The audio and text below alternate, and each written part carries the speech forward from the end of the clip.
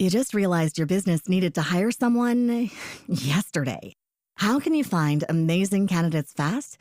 Easy. Just use Indeed. Stop struggling to get your job post seen on other job sites.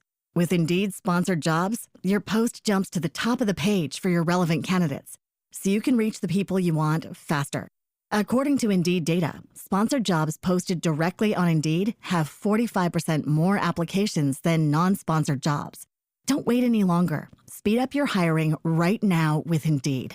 And listeners of this show will get a $75 sponsored job credit to get your jobs more visibility at Indeed.com/PODKATZ13. Just go to Indeed.com/PODKATZ13 right now and support our show by saying you heard about Indeed on this podcast. Terms and conditions apply. Hiring? Indeed is all you need. Frequency Podcast Network. Stories that matter, podcasts that resonate.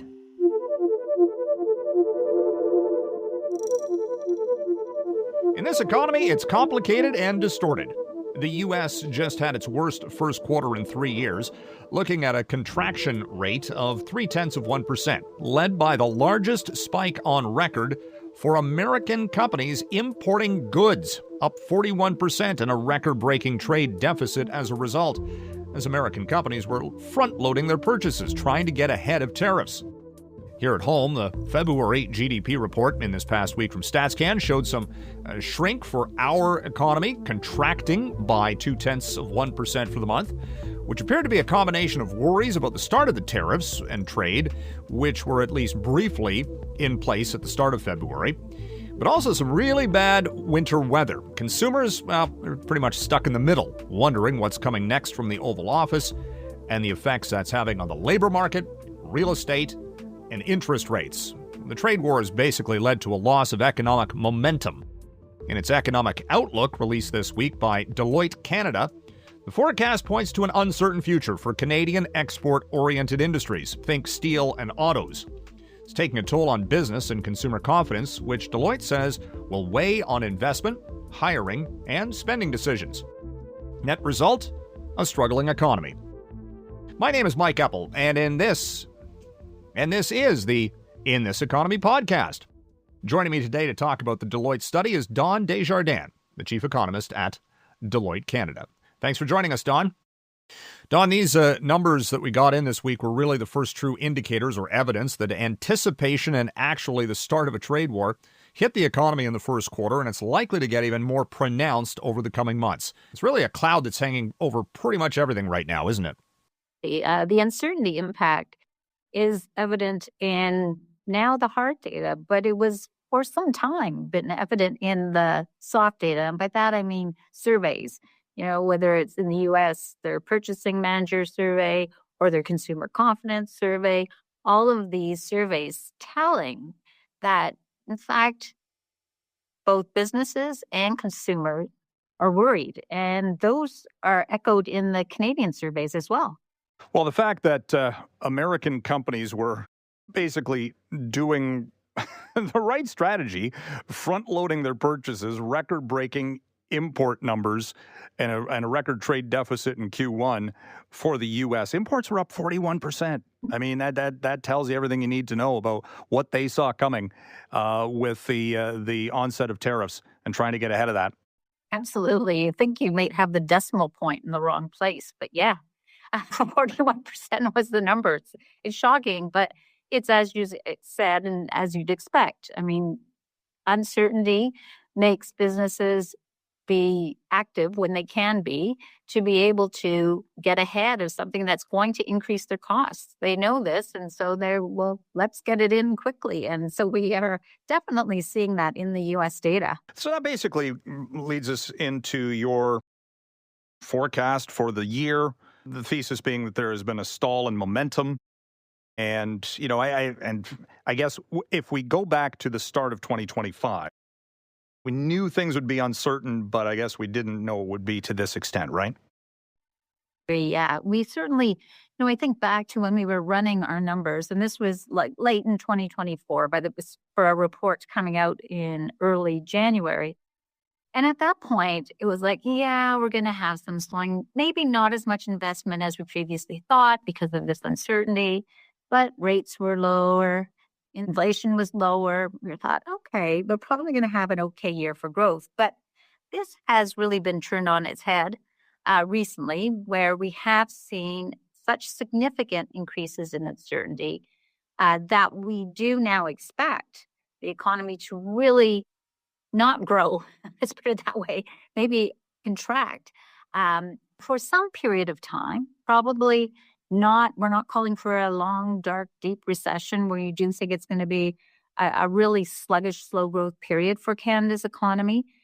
And it really does reflect the fact that this uncertainty has taken hold, and it has led both consumers and businesses really to take a giant step back and try and assess, well, where are we and what can we expect going forward? The rate story is still positive, but all of this uncertainty is giving a lot of consumers worries about their jobs, their job security, worried about their financial health because of all of the volatility in financial markets. So we definitely are seeing this in real time now. We are seeing the impact of this uncertainty. And then you have all of the companies, many of the companies that have reported earnings in the first quarter, they've pulled their guidance. And that, is a tell right there that they're saying, we don't know. And that's not to be surprising. They can't make a solid expectation on anything at this point, especially, the auto sector is front and center. Absolutely. And I think what's telling is the central bank.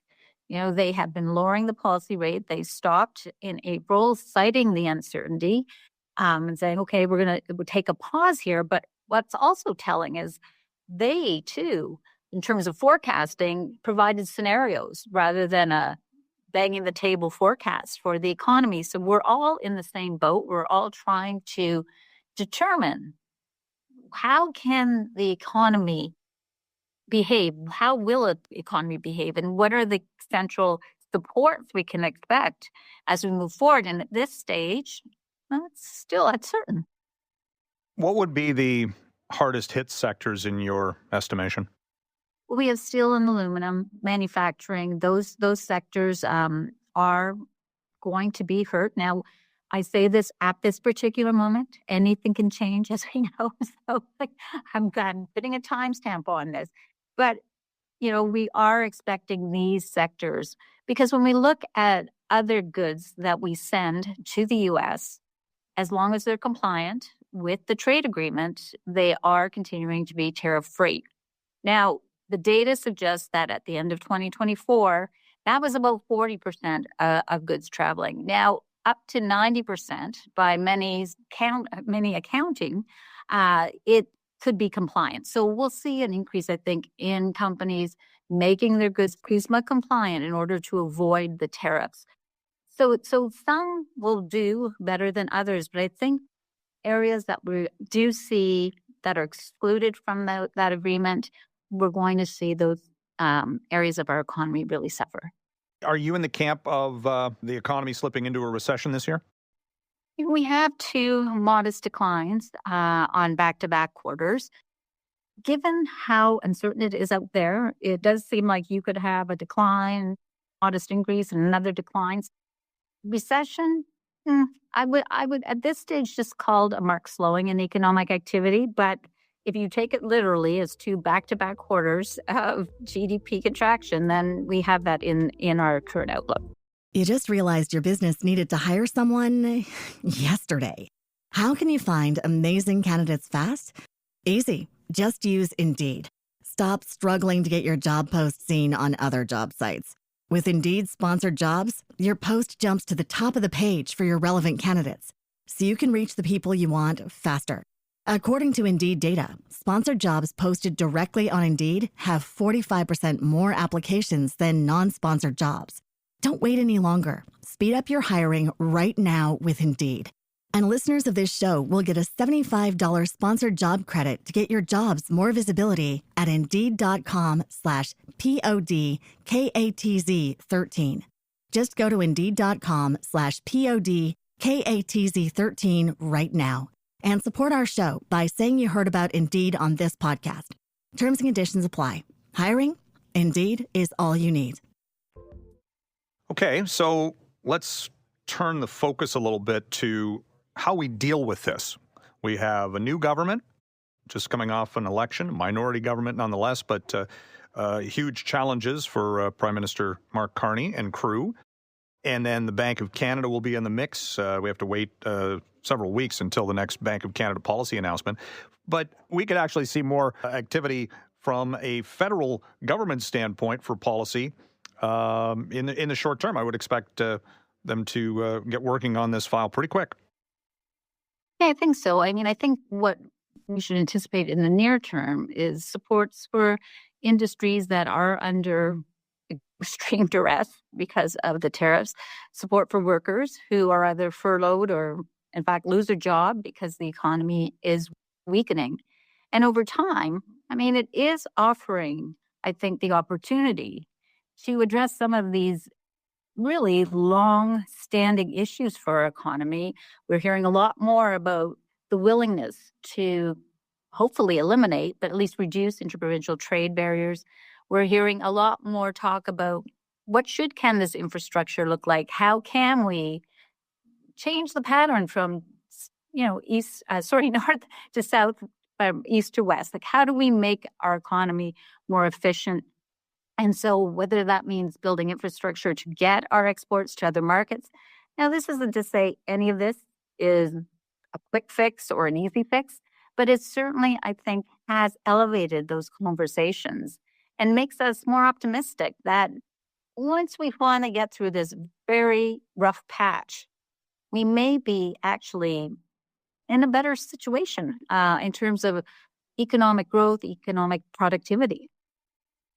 Well, you could argue we've never been really faced with the must-do on these issues because it's like, yeah, we talk about improving productivity and investment and diversification and, interprovincial trade.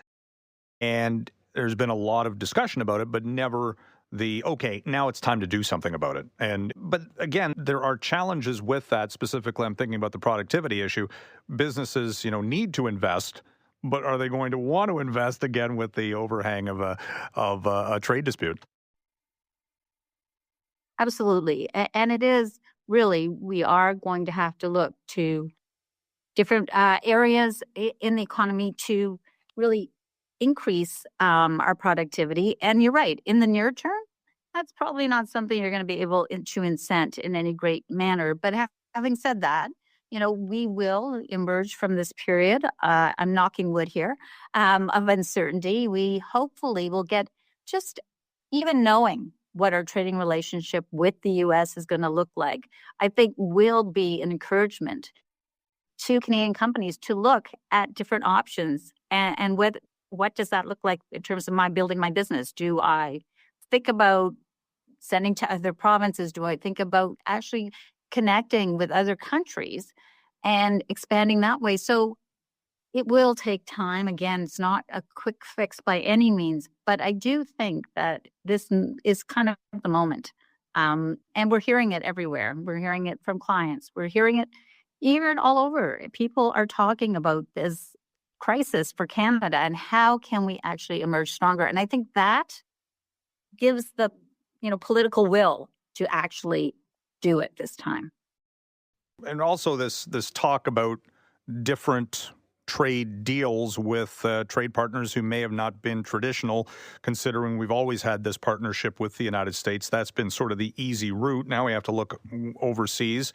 China is sending out signals. I don't know if it's the enemy of our enemy as our friend at this point, but nevertheless, the global trade routes could be very much looking very different over the next little while.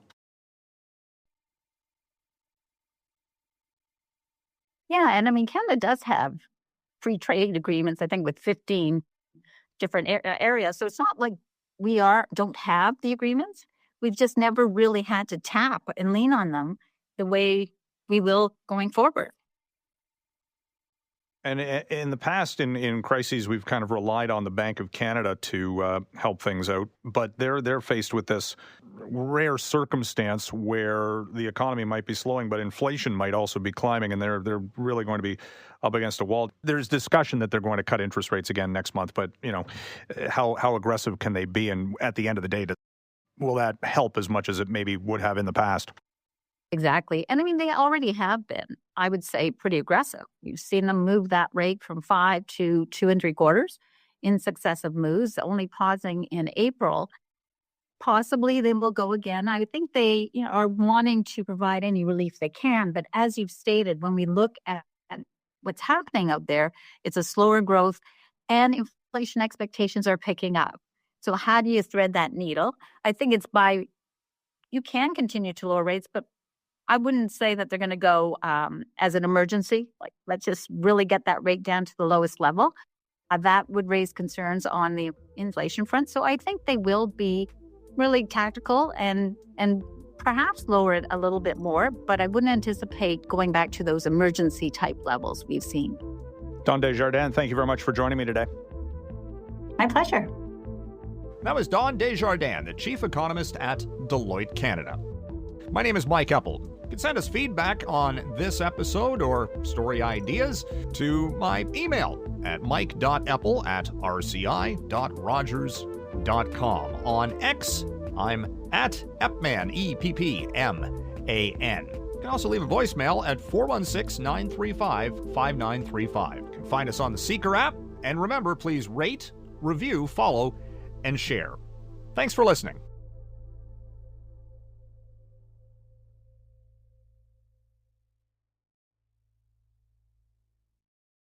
You just realized your business needed to hire someone yesterday. How can you find amazing candidates fast? Easy. Just use Indeed. Stop struggling to get your job post seen on other job sites. With Indeed sponsored jobs, your post jumps to the top of the page for your relevant candidates, so you can reach the people you want faster. According to Indeed data, sponsored jobs posted directly on Indeed have 45% more applications than non-sponsored jobs. Don't wait any longer. Speed up your hiring right now with Indeed. And listeners of this show will get a $75 sponsored job credit to get your jobs more visibility at Indeed.com/PODKATZ13. Just go to Indeed.com/PODKATZ13 right now and support our show by saying you heard about Indeed on this podcast. Terms and conditions apply. Hiring? Indeed is all you need.